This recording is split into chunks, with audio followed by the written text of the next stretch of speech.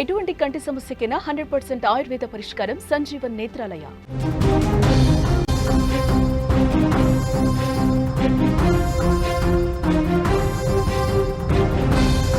Breaking news చూస్తున్నాం. రాజకీయాలపై మాజీ మంత్రి మల్లారెడ్డి ఆసక్తికర వ్యాఖ్యలు చేశారు.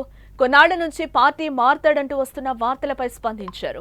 ప్రస్తుతానికి తాను రాజకీయంగా బీజేపీ వైపు లేదా టీడీపీ వైపా టీఆర్ఎస్ వైపా అన్నది కాదని అంటున్నారు. ఇప్పుడు టీఆర్ఎస్ లో ఉన్నాను, బీఆర్ఎస్ లో ఉన్నాను, ఇప్పుడు ఏ వైపుకు చూసేటట్టు లేనని అన్నారు. తనకు 73 సంవత్సరాలు వచ్చాయని ఇంకా ఏ వైపుకు చూడాల్సిన అవసరం ఏముందని అన్నారు. ఇప్పటికే ఎంపీగా, మినిస్టర్గా, ప్రస్తుతానికి ఎమ్మెల్యేగా ఉన్నారని ఇంకా 3 ఏళ్లు ఉంటానని అన్నారు. అసలు రాజకీయమే వద్దని అనుకుంటున్నారని, ప్రజలకు సేవ చేసి మంచి కాలేజీలు, యూనివర్సిటీలు నడిపిద్దామని భావిస్తున్నారని మల్లారెడ్డి అంటున్నారు. సో ఈ వ్యాఖ్యలను బట్టి చూస్తుంటే పరోక్షంగా రాజకీయాల నుంచి తప్పుకుంటున్నట్లుగా హింట్ ఇచ్చినట్లుగా తెలుస్తోంది మల్లారెడ్డి. అన్నీ కూడా భగవంతుడు అనుకున్న దానికంటే అన్ని ఇచ్చిండు. నేను ప్రజలకు సేవ చేయాలి, అక్కడ మంచి ఇంజనీర్లను, డాక్టర్లను తయారు చేయాలి. ఈ రెండే ఎంచుకున్నా పర్ఫెక్ట్గా పోతుంది. ఇంకా ముందు కూడా భారతదేశం అంతా కూడా డీమ్డ్ యూనివర్సిటీలు పెట్టాలనుకుంటున్నా. ఇప్పుడు నోయిడాలో ఒకటి ఫైనల్ అయిపోయింది, డీమ్డ్ యూనివర్సిటీ నోయిడా దాంట్లోనే. దాని తర్వాత లక్నోలో కూడా అక్కడ మన యోగి సీఎం గారు ఏఐ సిటీ తయారు చేస్తున్నాడు. ఏఐ మీద సిటీనే తయారు చేస్తున్నాడు. 10,000 కోట్లు ఖర్చు పెడుతున్నాడు ఏఐ సిటీ కోసం. దానికి తోడు 10 లక్షల మంది యువకులను తయారు చేయాలి, ఉద్యోగానికి మల్టీనేషనల్ కంపెనీలకు తగ్గట్టు తయారు చేయాలని చెప్పి ఏఐ సిటీ కూడా తయారు చేస్తున్నాడు. మాకు కూడా పిలుపు వచ్చింది. మేము కూడా మొన్న లక్నో కూడా పోయి వచ్చినాం.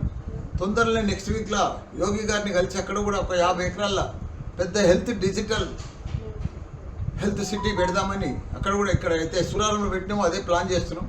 అదే మాదిరిగా బీహార్లో కానీ, బెంగాల్లో కానీ, ఆంధ్రప్రదేశ్లో కానీ, దేశవ్యాప్తంగా మెయిన్ సిటీలలో అన్నీ కూడా యూనివర్సిటీలు తెరుద్దామని ప్లాన్ చేసుకున్నాం. కర్నూలులో కూడా ప్లాన్ చేస్తున్నాం. ఎందుకంటే అందరికీ వైద్యం అందియాలి, మంచి విద్యను అందియాలని తపనతోటి ఇవన్నీ కూడా ఓపెన్ చేస్తున్నాం. అందరికి కూడా నమస్కారం. రాఖీల పౌర్ణమి అందరికి కూడా శుభాకాంక్షలు. రాజకీయంగా బీజేపీ వైపా, తెలుగుదేశం వైపా, లేక టీఆర్ఎస్ వైపా కాదు. నేను ఇప్పుడు టీఆర్ఎస్లో ఉన్నా. నేను ఇప్పుడు ఏ వైపు చూసేటట్టు కూడా లేను. ఇప్పుడు నాకు కూడా 73 సంవత్సరాలు అయింది.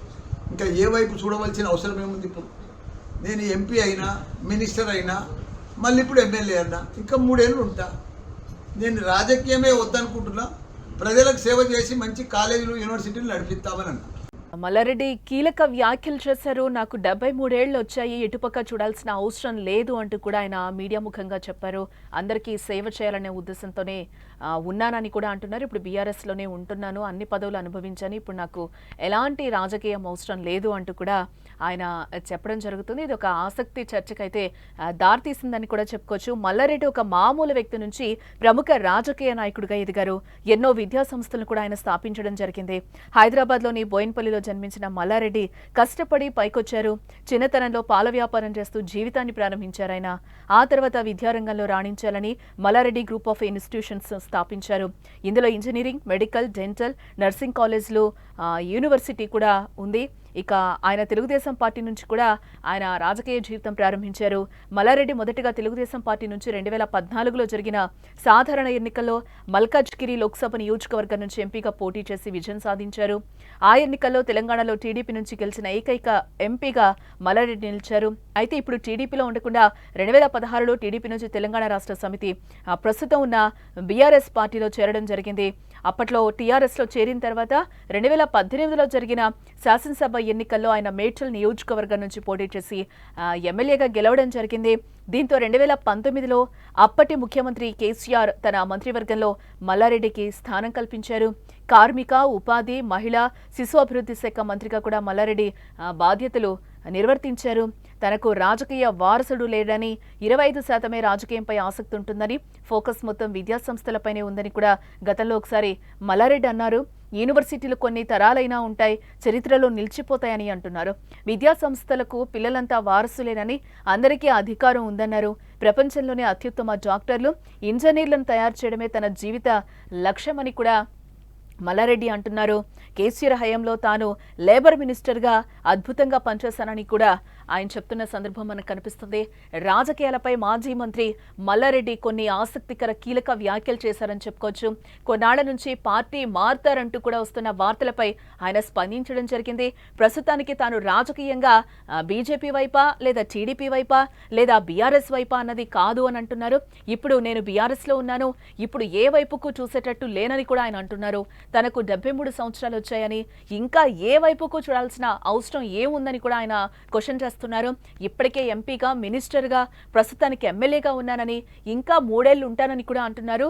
అసలు రాజకీయమే వద్దు అని అనుకుంటున్నానని, ప్రజలకు సేవ చేసి మంచి కాలేజ్లు, యూనివర్సిటీలు నడిపిద్దామని భావిస్తున్నానని కూడా మల్లారెడ్డి మీడియా ముఖంగా కూడా చెప్తున్నారు.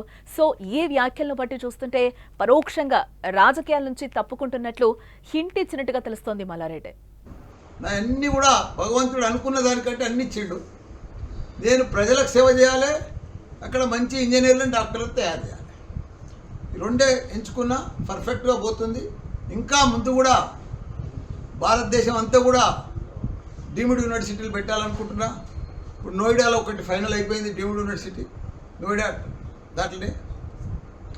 దాని తర్వాత లక్నోలో కూడా అక్కడ మన యోగి సీఎం గారు ఏఐ సిటీ తయారు చేస్తున్నాడు. ఏఐ మీద సిటీనే తయారు చేస్తున్నాడు. 10,000 కోట్లు ఖర్చు పెడుతున్నాడు ఏఐ సిటీ కోసం. దానికి తోడు 10 లక్షల మంది యువకులను తయారు చేయాలి, ఉద్యోగానికి మల్టీనేషనల్ కంపెనీలకు తగ్గట్టు తయారు చేయాలని చెప్పి ఏఐ సిటీ కూడా తయారు చేస్తున్నాడు. మాకు కూడా పిలుపు వచ్చింది. మేము కూడా మొన్న లక్నో కూడా పోయి వచ్చినాం. తొందరలో నెక్స్ట్ వీక్లో యోగి గారిని కలిసి అక్కడ కూడా ఒక 50 ఎకరాల పెద్ద డిజిటల్ హెల్త్ సిటీ పెడదామని అక్కడ కూడా ఇక్కడ అయితే సూరారంలో పెట్టినామో అదే ప్లాన్ చేస్తున్నాం. అదే మాదిరిగా బీహార్లో కానీ, బెంగాల్లో కానీ, ఆంధ్రప్రదేశ్లో కానీ, దేశవ్యాప్తంగా మెయిన్ సిటీలలో అన్నీ కూడా యూనివర్సిటీలు తెరుద్దామని ప్లాన్ చేసుకున్నాం. కర్నూలులో కూడా ప్లాన్ చేస్తున్నాం. ఎందుకంటే అందరికీ వైద్యం అందియాలి, మంచి విద్యను అందియాలని. తెలుగుదేశం వైపా లేక టీఆర్ఎస్ వైపా కాదు. నేను ఇప్పుడు టీఆర్ఎస్లో ఉన్నా. నేను ఇప్పుడు ఏ వైపు చూసేటట్టు కూడా లేను. ఇప్పుడు నాకు కూడా 73 సంవత్సరాలు అయింది. ఇంకా ఏ వైపు చూడవలసిన అవసరం ఏముంది? ఇప్పుడు నేను ఎంపీ అయినా, మినిస్టర్ అయినా, మళ్ళీ ఇప్పుడు ఎమ్మెల్యే అయినా, ఇంకా 3 ఏళ్ళు ఉంటా. నేను రాజకీయమే వద్దనుకుంటున్నా. ప్రజలకు సేవ చేసి మంచి కాలేజీలు, యూనివర్సిటీలు నడిపిస్తామని అనుకుంటున్నాను.